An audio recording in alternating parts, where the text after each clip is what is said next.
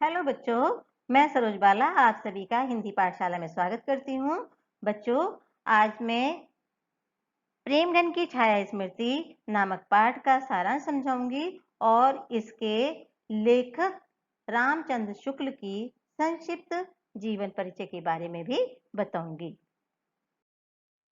बच्चों, इस पाठ के जो लेखक हैं उनका नाम है रामचंद्र शुक्ल। इनका जन्म सन 1884 में उत्तर प्रदेश के बस्ती जिले के अगुना नामक गांव में हुआ था और उनकी आरंभिक शिक्षा उर्दू, अंग्रेजी और फारसी भाषा में हुई थी और 12वीं कक्षा तक उन्होंने स्कूल में ही पढ़ाई की थी। बच्चों, उन्होंने स्वअध्ययन के द्वारा संस्कृत, अंग्रेजी, बंगला और हिंदी के प्राचीन और नवीन साहित्य का बड़ी ही गंभीरता से अध्ययन किया था। बच्चों, इनकी जो प्रमुख रचनाएं हैं वो हैं गोस्वामी तुलसीदास, सूरदास, रश्मिवांसा, चिंतामणि, जयसी ग्रंथावली और भ्रमरगीसा।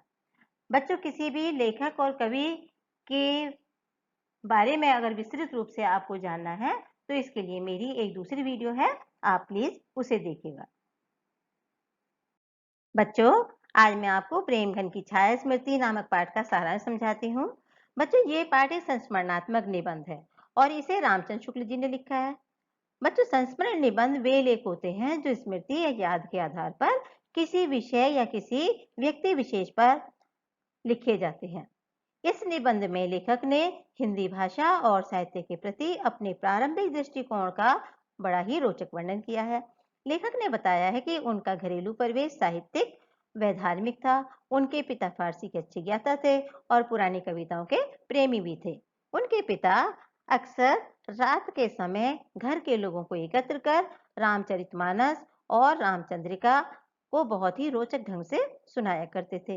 कभी कभी भारतेंदु हरिश्चंद्र के नाटक भी सुनाया करते थे। लेखक हरिश्चंद्र यानी भारतेंदु हरिश्चंद्र और सत्य हरिश्चंद्र नाटक के नायक राजा हरिश्चंद्र दोनों को एक ही समझा करते थे, क्योंकि अभी उनकी जो उम्र थी वो बहुत ही कम थी।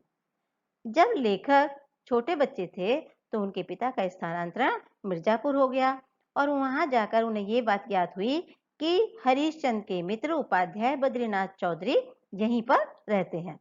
तो लेखक की उनसे मिलने की इच्छा बहुत ही प्रबल हो उठी।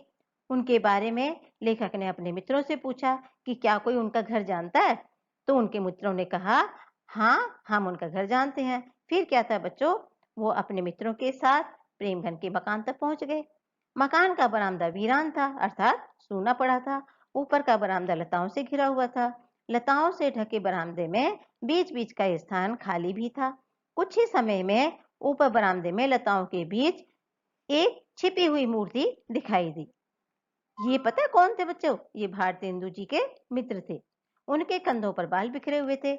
एक हाथ खंबे पर टिका हुआ था।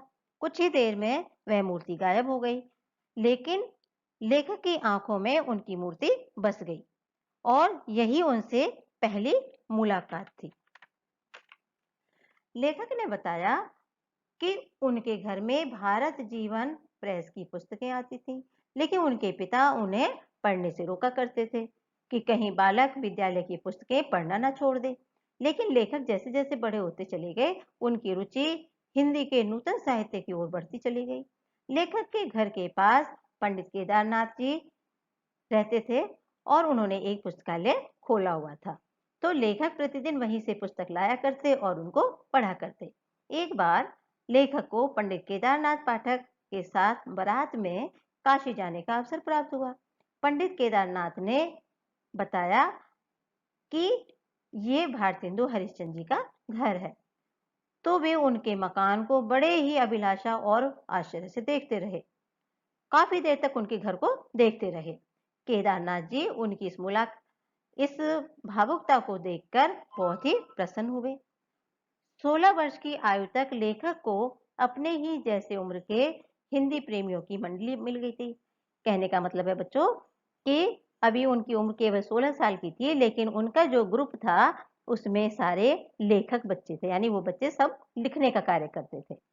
उसी मंडली में काशी प्रसाद जायसवाल, बा भगवान दास जी, पंडित बद्रीनाथ गौड़, पंडित उमाशंकर द्विवेदी, मुख्य रूप से थे। मंडली में अक्सर नए पुराने लेखकों की चर्चा होती। शुक्ल जी भी स्वयं को लेखक मानने लगे थे। शुक्ल जी जिस स्थान पर रहते थे वहां वकील, मुख्तार और कचहरी में काम करने वाले लोग भी रहा करते थे। वे सब उर्दू भाषा बोलते थे। उन लोगों को लेखक की मित्र मंडली की हिंदी कुछ अनोखी सी लगती थी। अब लेखक का चौधरी प्रेमघन से अच्छी तरीके से परिचय हो गया था। शुक्ल जी अब क्या था, अक्सर वहां पर लेखक की हैसियत से आया जाया करते थे। चौधरी जी का रहन सहन रईसों जैसा था। उनके यहाँ सभी त्योहार बहुत ही धूमधाम से मनाए जाते थे। बच्चों, उनके बाल कंधों तक लटकते रहते थे, यानी उन्हें लंबे बाल रखने का बड़ा ही शौक था। एक लड़का पान की तस्तरी लिए उनके पीछे पीछे घूमता रहता था। चौधरी जी बात को कभी भी सीधे ढंग से नहीं कहते थे। उनको आदत थी कि हर बात को टेढ़ी मेढ़ी व घुमा फिरा करके ही बोला करते थे, और वे क्यों साहब को तकिए कलाम की तरह से प्रयोग किया करते थे। चौधरी साहब हिंदी भाषा को नागरी भाषा कहते थे। उनका तर्क था कि यह भाषा नागर अपभ्रंश से विकसित हुई है। चौधरी साहब बुजुर्ग थे, इसलिए लेखक उन्हें पुरानी चीजें समझा करते थे, लेकिन बच्चों उनके प्रति आदर सम्मान पूरा रखते थे। लेखक के मित्रों ने उर्दू बेगम नाम की एक विनोदपूर्ण पुस्तक लिखी थी। विनोदपूर्ण होता है बच्चों जिसमें हंसी मजाक की बातें लिखी हों। मित्र मंडली उस पुस्तक पर चौधरी साहब के घर जाकर के चर्चा कर रही थी। उन्होंने क्या देखा, अब वो अपना एक घटना बता रहे हैं जो उन्होंने देखी कि लैंप की बत्ती भभकने लगी। चौधरी साहब नौकर को आवाज देते रहे। जब नौकर नहीं आया, काफी देर हो गई, तो चिल्लाकर बोले, अरे जब फूट जाही तवे चलत आवत।